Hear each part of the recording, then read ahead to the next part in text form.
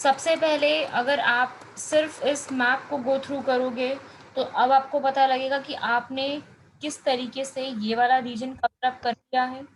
ये पूरा रीजन आपने ऊपर का north eastern and north India इस तरीके से हिमालयाज की फॉर्म में कवर किया।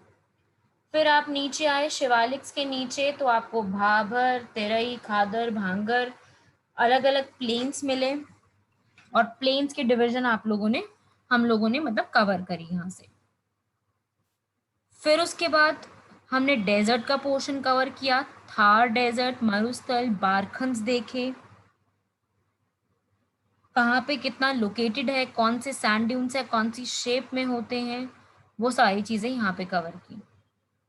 तो हमने ये वाला पोर्शन भी कवर किया, हमने ये वाला पोर्शन भी कवर किया। ठीक है, अब इसके बाद फिर हम लोग इसके नीचे आते हैं। कोस्टल प्लेन्स में हमने कवर अप किया। जो कोस्टल प्लेन्स है, जो कोस्ट के नीचे तक का रास्ता है, ये वाला जो सिर्फ बाउंड्री वाला है, वो हमने देखा। और ये बाउंड्री करीब करीब 50 किलोमीटर 70 किलोमीटर तक की एक्सटेंडेड है, वो रीजन हमने देखा। फिर हमने दोनों आइलैंड्स कवर अप कर लिए। ठीक है, Andaman Nicobar islands most important, 8 degree, 9 degree, 10 degree, ये सबसे ज़्यादा इम्पॉर्टेंट है। एंड कोराल रीफ्स इम्पॉर्टेंट है। सबसे ज़्यादा इम्पॉर्टेंट अंडमान निकोबार में ये चीज़ है। फिर लक्षद्वीप आइलैंड से इस बार आने के चांसेस ज़्यादा है, क्योंकि लक्षद्वीप आइलैंड इस बार न्यूज़ में थोड़ा ज़्यादा है। ठीक है, आपको पता होगा ट्विटर पे हैशटैग सेव लक्षद्वीप ट्रेंडिंग में था, तो उसके पीछे का जो करंट अफेयर्स की न्यूज़ है, इसको ज़रूर कवर अप करना। कौन से बिल्स लाए गए हैं, जो वहाँ के एडमिनिस्ट्रेटर है प्रफुल्ल पटेल, जो कि दमन एंड दीव के भी एडमिनिस्ट्रेटर हैं, उनके द्वारा लाए गए वहाँ पे कुछ बिल्स, कुछ पॉइंट्स ऐसे हैं जिनके ऊपर जो है वहाँ पे विवाद उठा हुआ है।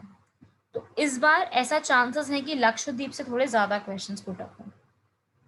ठीक है, बांगाराम एटॉल देखा हमने,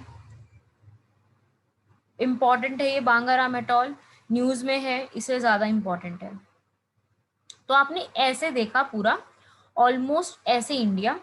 एंड नॉर्थ ईस्ट में आप आओ तो आपने अरुणाचल प्रदेश की हिल्स देखी और आपने देखी ये पूर्वांचल की हिल्स, जो है म्यांमार के साथ बॉर्डर बना रही हैं। अरुणाचल प्रदेश, नागालैंड, मणिपुर, मिजोरम, ये सब देखा। लेकिन मेघालय अभी कवर अप नहीं किया है। ठीक है, मेघालय का जो रीजन है वो भी हमने कवर नहीं किया, मेघालय हमारा अभी भी रहता है। तो इस तरीके से हमने ऑलमोस्ट इंडिया कवर अप किया है। लेकिन अभी भी हमारी इंडिया का हमारा मेन जो ये वाला पोर्शन है, जो कि अरावली से शुरू हो करके ये सब जा रहा है, ऐसा बन रहा है, जो मैंने ब्लैक से मार्क किया है, ये पूरा जो एक ट्रायंगल की फॉर्म में आपके सामने बन रहा है, ये हमने अभी कवर अप नहीं किया है। तो अभी हमने इस वाले टॉपिक को जो है वो पूरा कवर अप करना है, क्या होते हैं। पहले एक बात सब लोग समझेंगे, इस पूरे रीजन को हम किस नाम से जानते हैं? वी कॉल इट एज प्लाट्यूज, क्योंकि यहाँ पर हमें प्लाट्यूज देखने को मिलता है, सो सीधा सीधा हम इसको प्लाट्यूज बोलते हैं।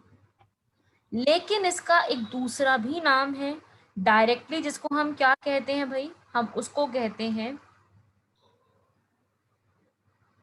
पेनिनसुलर प्लाट्यूज। हम इस रीजन को पेनिनसुलर प्लाट्यू के नाम से भी जानते हैं। क्यों जानते हैं? क्योंकि पेनिनसुलर वर्ड का मतलब क्या होता है?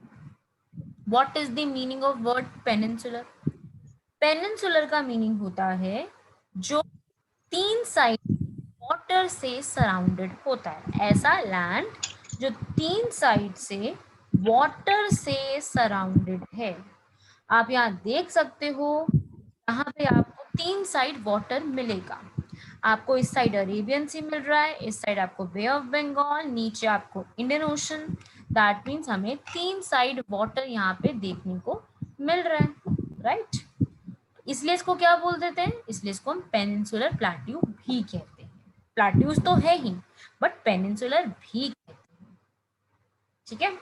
और इंडिया में हाफ पोर्शन तो यही है, करीब करीब पेनिनसुलर प्लेट्यू का एरिया आपको 16 लाख स्क्वायर किलोमीटर्स मिलेगा। मतलब काफी बड़ा एरिया ऐसा है जो आपका पेनिनसुलर प्लेट्यू से इंडिया में सराउंडेड है।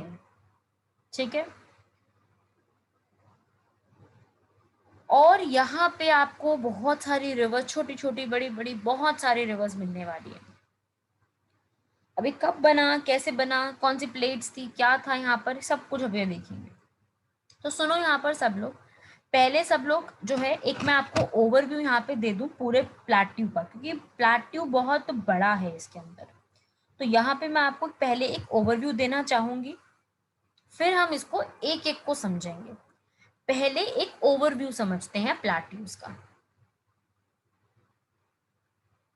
देखो प्लेट्यूज मैंने आपको बताया ऐसे होते हैं। प्लेट्यूज की सिंपल डेफिनेशन क्या है? ऐसे लैंड जो उठे हुए हैं, बहुत हाईएस्ट पीक नहीं है, बहुत लो माउंटेन्स नहीं है, थोड़े से ऐसे अपलैंड्स बने हुए हैं जिनकी पीक्स नहीं है लेकिन अपलैंड्स बने हुए हैं। ठीक है, उनको हम क्या कहते हैं? प्लेट्यूज। लेकिन प्लेट्यूज ये पढ़ने कैसे हैं, ये मतलब इंडिया में कैसे हैं, क्या है इनका सिस्टम वगैरह, वो सब हम जरा देखते हैं एक बार। तो जरा मेरे साथ आप लोग सुबह मैं सिर्फ एक मैप को जो है एक बार स्टडी करेंगे सिर्फ।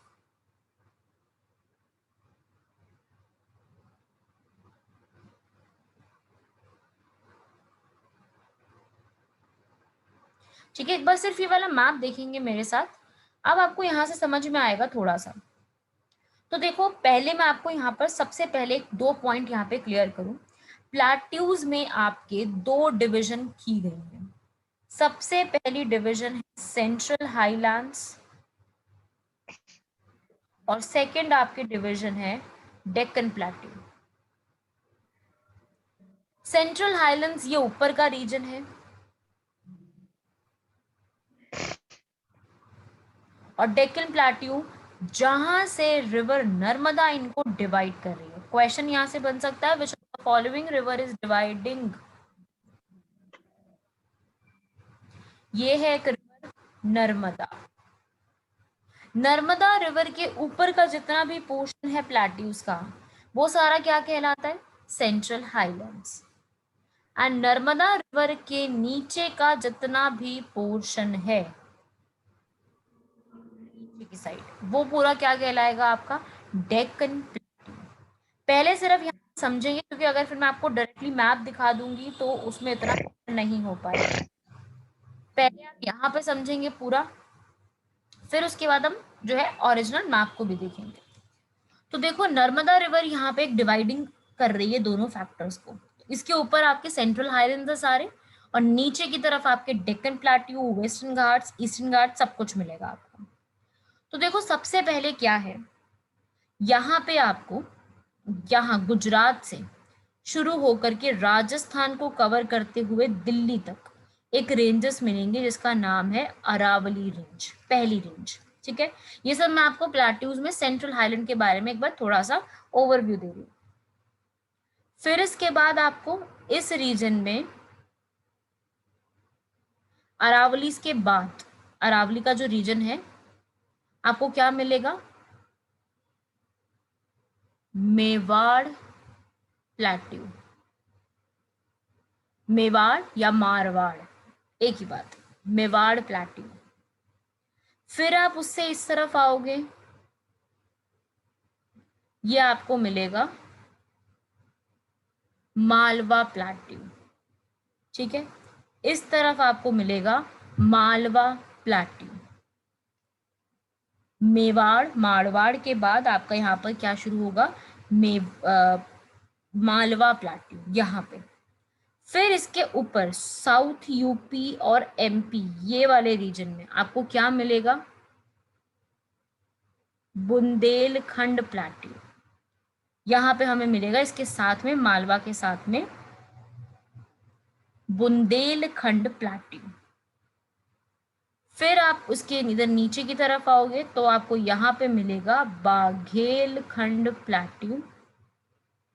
और इसके इस तरफ आओगे और आप ईस्ट में जाते जाओगे तो आपको मिलेगा छोटा नागपुर प्लेट्यू। छोटा Nagpur plateau, Hazaribagh plateau, Ranchi plateau, वो यहां मिलेगा।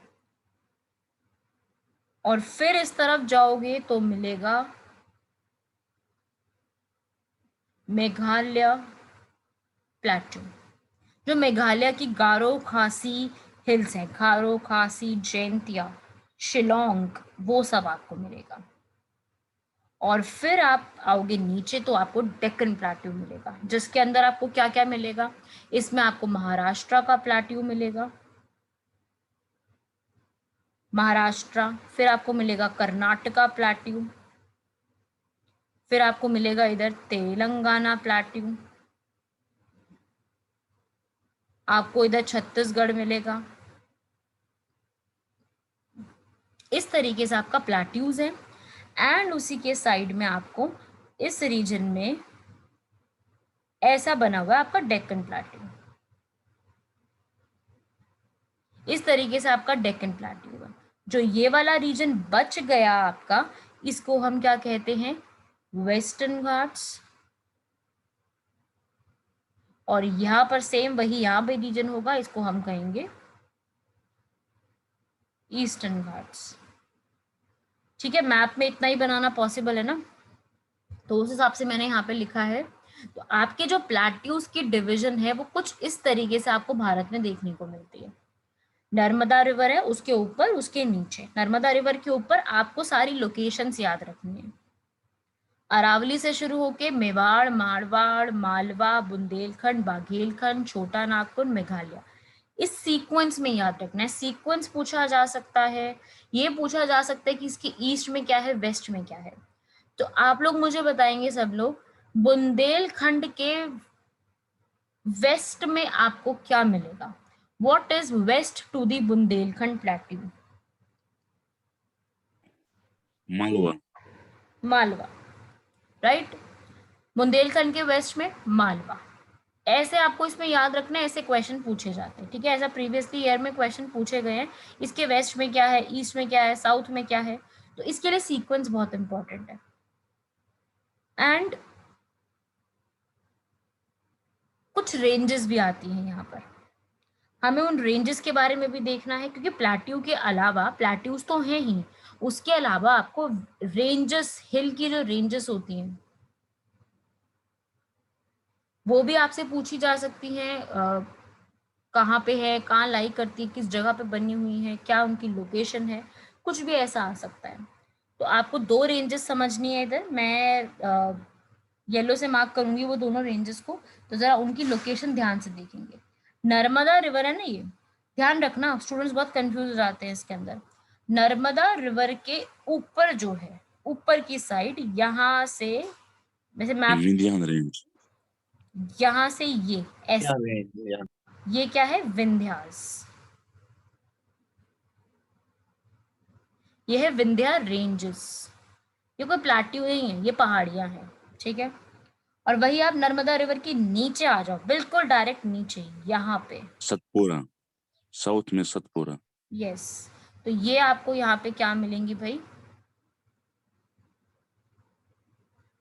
सतपुरास, ये रेंजेस मिलेंगी, राइट। तो इस तरीके से आपको याद रखनी है कि कोई रेंजेस हैं, ऐसा उनका नाम है, इस तरीके से एग्जिस्ट करती हैं, ये ऐसा ऐसा है। तो ये एक ओवरव्यू मैंने आपको समझाया कि हमें ये पढ़ना है। प्लेट्यूज के टॉपिक में आपको ऐसा कवर अप करना है जो आपके सामने अभी नजर में आ रहा है। अरावली से शुरू करते हुए मेवाड़, मारवाड़, मालवा, ये सब कवर करते हुए हमें आगे बढ़ना है। इस तरीके से हम इसको कवर अप करते हैं, राइट। तो ये वाला मैप फटाफट से बना लो सब लोग, इसको नोट जो करना है इसमें से नोट कर लो, बनाना है बना लो, स्क्रीनशॉट लेना है स्क्रीनशॉट लो, फिर हम, क्योंकि अब हम आगे लिखने का स्टार्ट करते हैं।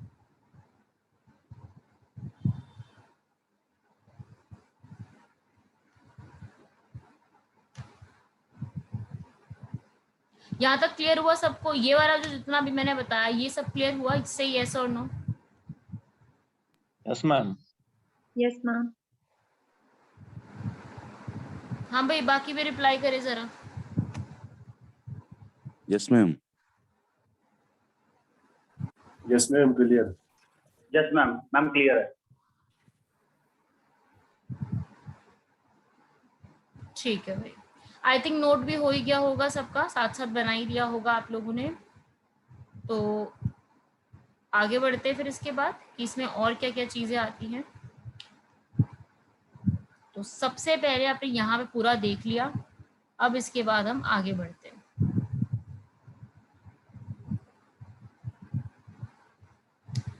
तो अब ये देख लो आप मैप भी, अब आपको मैप में भी क्लियर हो जाएगा। आप अभी सिर्फ सेंट्रल हाईलैंड्स देखो, डेक्कन प्लेट्यू में मत जाना। अभी हम सिर्फ सेंट्रल हाईलैंड्स पे फोकस करेंगे क्योंकि सेंट्रल हाईलैंड्स पहले कवर अप करेंगे। तो सेंट्रल हाईलैंड्स को सेंट्रल हाईलैंड्स क्यों कहते हैं, देखो उसके पीछे भी रीजन है। एक तो ये सेंटर में पड़ते हैं इंडिया के, है ना, आप देख रहे हो सब कुछ सेंटर में पड़ रहा है। इंडिया आप पूरा देखोगे तो ये सेंटर के रीजन में आता है। एंड ये हाईलैंड्स है, हाईलैंड्स का मतलब ये उठे हुए लैंड्स है, तो इसलिए इनको सेंट्रल हाईलैंड्स कहा जाता है।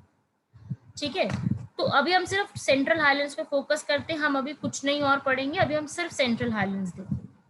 तो सेंट्रल हाईलैंड्स आपने देखे इस तरीके से बने हुए एक लैंड है, इस तरीके से बने हुए एक एरिया है। अब हम इनमें देखते हैं कि और क्या क्या चीजें हैं। एक एक को पढ़ेंगे, पूरा उठा करके पूरा एक एक टॉपिक तरीके से हम पढ़ते जाते हैं, एक एक टॉपिक को पढ़ते जाएंगे, बहुत इजीली हो जाएगा। तो देखो बहुत बड़ा एरिया है ये हमारे भारत का, और इसकी सबसे पहली बाउंड्री जो निकलती है वो ये है अरावली। सेंट्रल हाईलैंड में पहला रीजन आप देखो ये कहाँ से जा रही है, आप नोटिस करो ये कहाँ से निकल रही है और कहाँ को जा रही है। तो अगर आप यहाँ पे ध्यान से नोटिस करो तो ये गुजरात की बाउंड्री को टच कर रही है, राइट, ये तो टच कर रही है यहाँ पर अरावली, ये पूरी अरावली रेंजेस है। और ये किसको टच कर रही है, ये पूरा टच कर रही है हमारे गुजरात को। ठीक है, तो यहाँ पे जरा इसके बारे में जरा समझते हैं कि ये क्या है और कहाँ से कहाँ को निकलती है।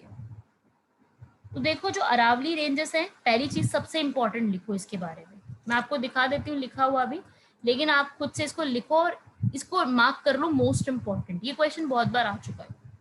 ओल्डेस्ट सबसे पुराने फोल्ड माउंटेन्स जो हैं इंडिया के वो ये हैं, जो सबसे पुराने माउंटेन्स हैं, हिमालय से भी पुराने। तो ये क्वेश्चन कई बार आ चुका है, which of the following are the oldest fold mountains of India. तो आंसर क्या रहेगा भाई, आंसर रहेगा Aravalli hills, Aravalli range. Aravalli range हमारे भारत के सबसे पुराने माउंटेन्स हैं, और ये इतने पुराने हैं जब बहुत पुराना एक जोन चल रहा था, बहुत पुराना जोन, आप कह सकते हो इस जोन को जब ये हो रहा था, उस जोन को हम कहते हैं प्रोटेरोजोइक अरावली दिल्ली बेल्ट।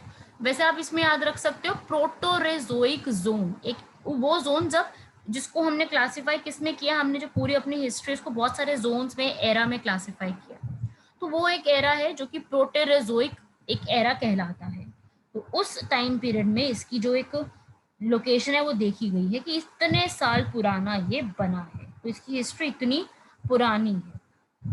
पहले प्रोटेरोजोइक एज में आया क्योंकि फिर रॉक्स बन रही थी, रॉक्स बन की मेटामॉर्फिक रॉक्स में तैयार हो रही थी, फिर जाकर के ये कुछ नए आर्कियन रूप में निकल के आया। खैर वो सब तो हमारे सिलेबस में नहीं है, ठीक है, हमें तो नहीं पढ़ना वो सब, लेकिन हमें ये पता होना चाहिए कि यहाँ पर प्रोटेरोजोइक एज में ऐसा कुछ बन के ये तैयार हुआ।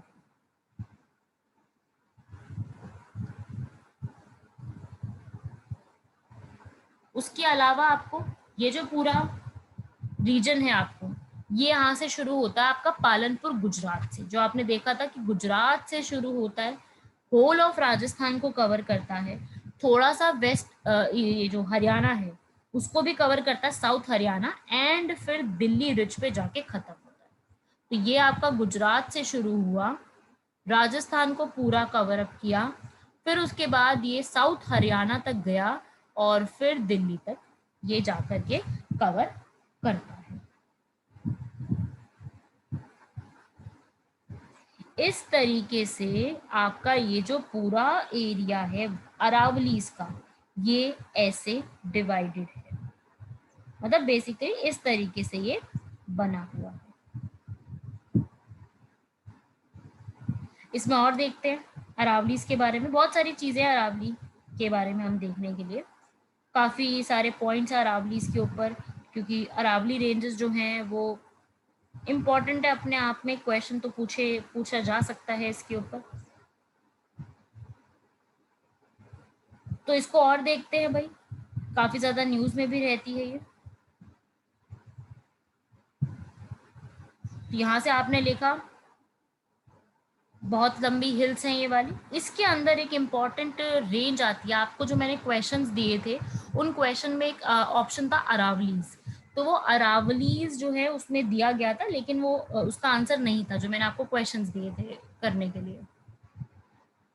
तो इसकी एक सबसे हाईएस्ट पीक है भाई, वो है गुरु शिखर हिल्स। कहाँ पे लोकेटेड है? माउंट आबू। राजस्थान। आबू का है राजस्थान।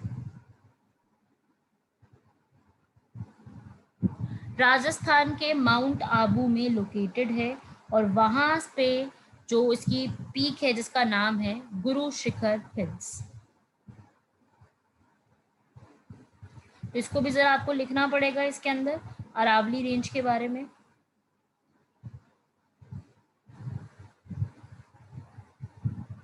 उसके अलावा और क्या क्वेश्चन आते हैं देखो, जो पूरा अरावली रेंजेस है वो अलग अलग पार्ट में डिवाइड किया गया है। पूरा आपका जो अरावली रेंज है ना, ऐसा नहीं कि पूरी पूरी जा रही है, ठीक है, इसमें थोड़ा सा ना डिविजन भी है। जैसे क्या है कि कुछ एरिया जो है, मैं आपको मैप में दिखा देती हूँ एक बार, मैप में देखेंगे, इस मैप में देखेंगे माउंट आबू राजस्थान के यहाँ तक का जो एरिया है, ये वाला अरावलीज का, यहाँ वाले एरिया को हम क्या कहते हैं? सांभर सिरोही रेंजेस।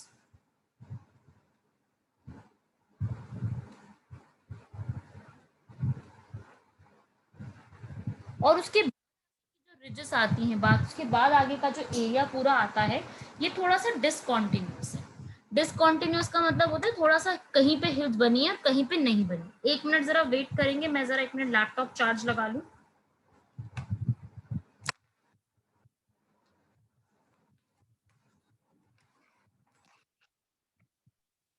मैम थोड़ा इसको रिपीट करना।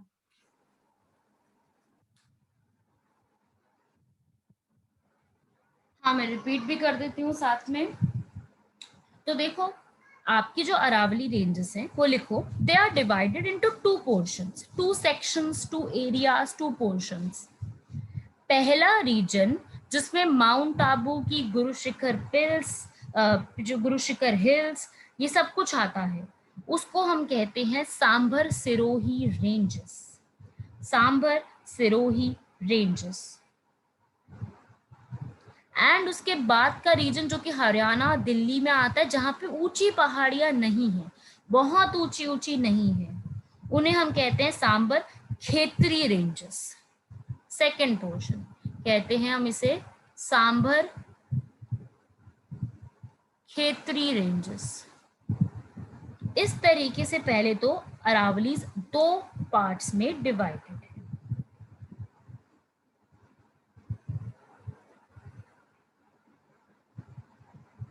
और यहाँ पे आपको बहुत सारी रिवर्स मिलेंगी, आपको रिवर्स के बारे में भी बताया था, ल्यूनी रिवर, साबरमती रिवर।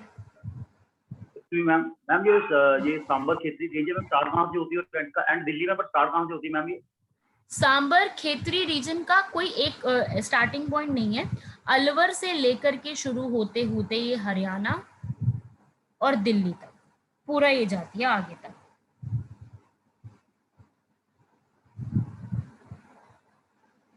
और उसके अलावा यहाँ पर आपको बहुत सारे फॉरेस्ट सब कुछ मिलेंगे। मैं आपको छोटा सा पॉइंट अरावली रेंजेस के बारे में लिखा दूं कि यहाँ पर आपको ड्राई डेसिडियस फॉरेस्ट मिलेंगे। ये आप जरा अपने एग्जाम में स्पेसिफिकली नोट कर लो, क्योंकि एग्जाम में क्वेश्चन आ सकता है, consider the following statements about Aravalli hills.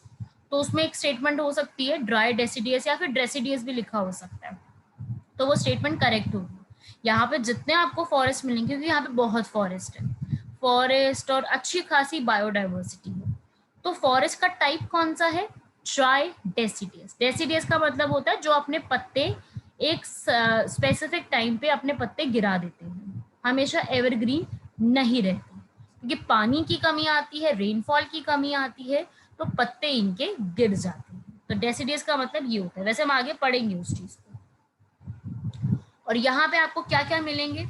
यहाँ पर आपको आंवला, मेडिसिनल प्लांट्स होते हैं ना, जो हर्ब्स होती है बहुत, जो हम कहते हैं आप बहुत अच्छी अच्छी हर्ब्स हैं ये, इसको हमें अपने खाने में, अपने फेस पे लगाना चाहिए, वो हर्ब्स जो होती हैं वो आपको यहाँ मिलेंगी। आंवला हो गया, खैर हो गया, आंवला, कैर, तिमरू, मूसली,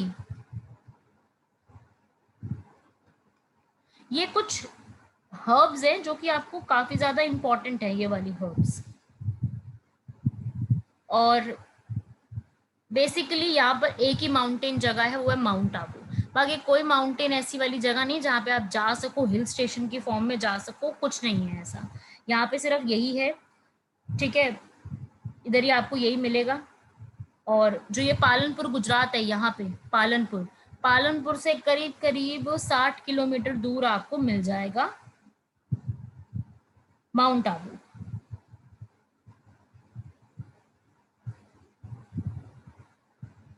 माउंट आबू को जो है काफी ज्यादा इम्पोर्टेंट कहा जाता है, ठीक है। माउंट आबू के बारे में भी आपको लिखना है एक्स्ट्रा पॉइंट्स कि यहाँ पे कौन कौन से टेम्पल्स क्या बने हुए हैं, थोड़ा सा उसके बारे में भी आपको लिखना है। तो माउंट आबू को लिखोगे कि ये आपका गुजरात से करीब करीब 80 किलोमीटर दूर पड़ता है, ठीक है, सॉरी 60 किलोमीटर्स दूर आपको माउंट आबू मिलेगा। और जो माउंट आबू है ये कहाँ पे पड़ता है? राजस्थान के सिरोही में, तभी इसका नाम सांभर सिरोही रेंज है। राजस्थान के सिरोही में है माउंट आबू, ठीक है ना, इसलिए इसका नाम ये वाला रखा गया है। यहाँ पे रेलवे स्टेशन वगैरह सब कुछ बढ़िया बना हुआ है। और यहाँ पे एक इम्पॉर्टेंट टेम्पल्स है जिनके ऊपर क्वेश्चन यूपीएससी ने एक बार पूछा था। इन्होंने पूछा था कि भाई यहाँ पर सबसे इम्पोर्टेंट एक टेम्पल है दिलवाड़ा टेम्पल।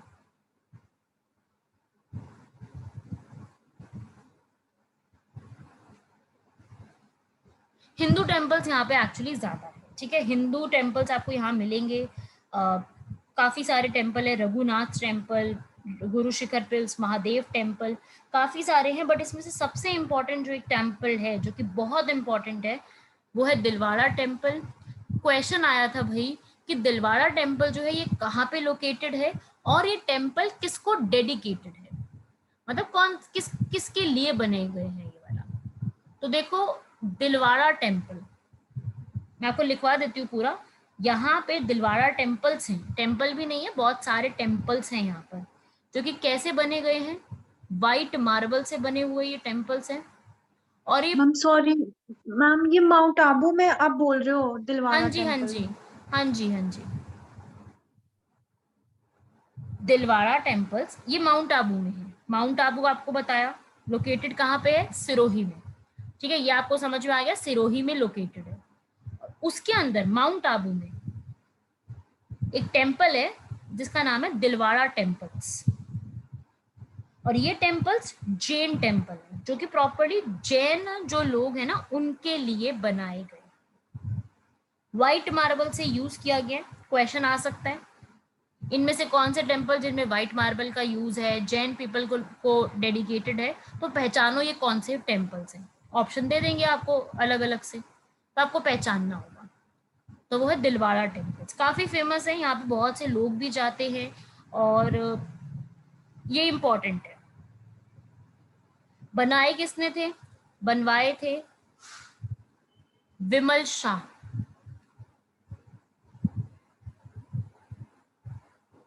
विमल शाह ने ये टेम्पल्स बनवाए थे, जो यहाँ पे रूल कर रहे थे उन्होंने ये टेम्पल बनवाए थे, ठीक है, याद रखना। और विमल शाह ने ये किसको डेडिकेट किया था भाई, विमल शाह ने जब बनवाया था तब इनको डेडिकेट किया। यहाँ पे एक्चुअली ना 5 टेम्पल्स बने हैं दिलवाड़ा के अंदर, 5 टेम्पल्स का ग्रुप है, 5 टेम्पल्स हैं, उनको मिला करके दिलवारा कह दिया गया है। तो इसमें से जो यहाँ पे बने हुए हैं ये वाले टेम्पल्स, तो यहाँ पे इन सबको किसको डेडिकेटेड है, जो इनके अलग अलग तीर्थांकर्स हैं। जैनियों में कहते हैं तीर्थांकर वर्ड, ठीक है। तो जो महावीर है, महावीर जैन का शायद नाम सुना होगा आपने, महावीर जैन, ऋषभनाथ, पार्श्वनाथ, उनको डेडिकेटेड है, क्योंकि ये लोग इनमें गुरु थे। जैसे हम लोग गुरु कहते हैं, ठीक है, अलग अलग नामों से बुलाते हैं, सेम ऐसे ही जैन में भी अलग अलग नामों से बुलाया जाता है, ठीक है। तो यहाँ पर बस वही है, उनको डेडिकेटेड है ये टेम्पल्स। यहाँ पे एक जगह है दिलवाड़ा, उसी के नाम पे दिलवाड़ा टेम्पल्स रख दिए गए हैं यहाँ पे, ठीक है ना। तो बस इसको याद रखना। और ऐसा कहा जाता है, जब जो महाभारत हुई थी, महाभारत का आई थिंक सबको पता होगा थोड़ा बहुत, महाभारत जो हुई थी उसके अंदर भी आपको इन माउंटेन्स का जिक्र मिलेगा। जो अर्जुन थे महाभारत में, ऐसा कहा जाता है कि उन्होंने अपनी जिंदगी के 12 साल यहाँ पे तीर्थ यात्रा करके गुजारे हैं। तो एग्जाम में आ सकता है कि इनमें से कौन सी जगह का मेंशन्ड जो है आपको मिलेगा महाभारत में। तो answer is Aravalli hills, mount Abu. Mount Abu पे अर्जुन जो थे उन्होंने 12 साल अपने करीब करीब इन्वेस्ट किए थे।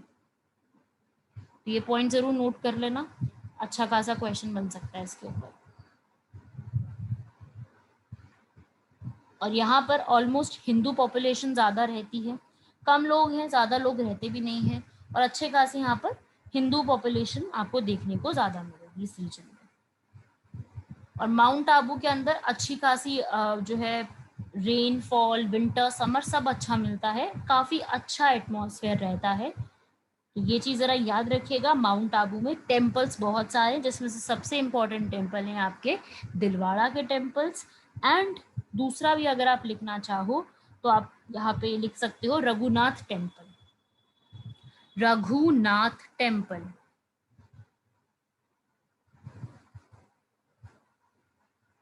ये सब आपकी चीजें कहाँ लोकेटेड है, अरावलीज, और अरावलीज में कहाँ पे, माउंट आबू। ये सब कुछ माउंट आबू के बारे में हमने पढ़ा है, हमने और कुछ नहीं पढ़ा अभी, सब कुछ माउंट आबू के बारे में पढ़ा है। तो ये माउंट आबू में आपको सब कुछ देखने को मिलेगा।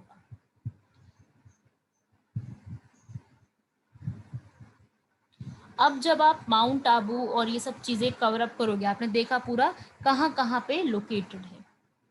तो अब इसके बाद आप नेक्स्ट जो आओगे, अरावलीज के बाद, अरावली सबसे पुराने हैं, ऐसे ऐसे बने हुए हैं। इसके बाद आप नेक्स्ट आओगे तो इसी के बिल्कुल साथ में आपको ये जो नजर में आ रहा है ये पोर्शन, इसे हम क्या कहते हैं, मारवाड़ या मेवाड़ प्लाटू, जो कि अरावलीज के किस में है, वेस्ट में है ना, वेस्ट में सॉरी ईस्ट में है, अरावलीज के ईस्ट में आपको नजर आएगा, राइट। तो ये है आपका मेवाड़ या मारवाड़। यहां तक क्लियर हुआ सबको, से यस और नो पहले तो? यस मैम, आपने अभी बताया था वो रिवर्स के बारे में कुछ। जस्ट मैम क्लियर है ma'am. Ma'am kindly explain those yes ma'am, reverse. वो हाथी रह गया था रिवर्स। रिवर यहाँ पे आती है लूनी और साबरमती। जो याद करो मैंने डेजर्ट के टाइम पे भी आपको बताई थी, लूनी, साबरमती और बानस, 3 रिवर्स आप इसमें लिख सकते हो, सब लोग उसमें नोट कर लो। लूनी, साबरमती एंड बानस, ये 3 रिवर्स आपको अरावली से फ्लो होती हुई नजर आएंगी, ठीक है। अरावली का जो पूरा रीजन है उसमें से आपको दिखेगी लूनी भी, साबरमती भी और बानस भी। और फिर उसके बाद यहाँ पे पूरे रीजन को कवर अप करने के बाद फिर हम आएंगे भाई जो आपका रीजन है मेन मेवाड़ का, ठीक है, मेवाड़ और मारवाड़ का। तो देखो मेवाड़ या मारवाड़ का दिखाने के लिए मैं आपको एक बार ना राजस्थान का मैप दिखा देती हूँ, क्योंकि हो सकता है आप में से किसी ने राजस्थान का मैप उतना ना देखा हो, तो मैं आपको एक बार राजस्थान का मैप दिखा देती हूँ। राजस्थान के मैप को देख के आपको ना पूरा इधर क्लियर हो जाएगा कि अच्छा ऐसे यहाँ से रिवर्स ये वाली फ्लो करती है और ऐसा होता है। मेरे पास नेशनल पार्क जो बने हुए हैं उसकी लिस्ट में एक राजस्थान का मैप है, मैं आपको वो दिखा देती हूँ यहाँ पर, तो आपको क्लियर हो जाएगा उससे। ये सारा मैप है मेरे पास, ये जम्मू कश्मीर का है, ये हिमाचल का है, ये देखो ये है राजस्थान का मैप, ठीक है। आप यहाँ पे देखो राजस्थान के मैप में, सब लोग जरा ध्यान से देखें, ये रहा आपका सिरोही और ये रहा माउंट आबू, ठीक है। ये है, ये आपका जा रहा है यहाँ से पूरा रीजन किसका, जो आप अभी मैं बता रही थी आपको, अरावलीज का, ठीक है। ये हरियाणा से होते हुए दिल्ली आ रहा है। अब मैं आपको बताती हूँ जो आपका मेन रीजन है मेवाड़ या मारवाड़ का, जो मेवाड़ है या फिर मारवाड़ है, ये रीजन आपका कहाँ पड़ता है, तो जरा ध्यान से देखना। सिरोही के नीचे, सिरोही के नीचे उदयपुर, चित्तौड़गढ़, भीलवाड़ा, ठीक है। ये रीजन जो है ना आपके, एक्चुअली में क्या क्या आता है इसमें, ये वाला रीजन,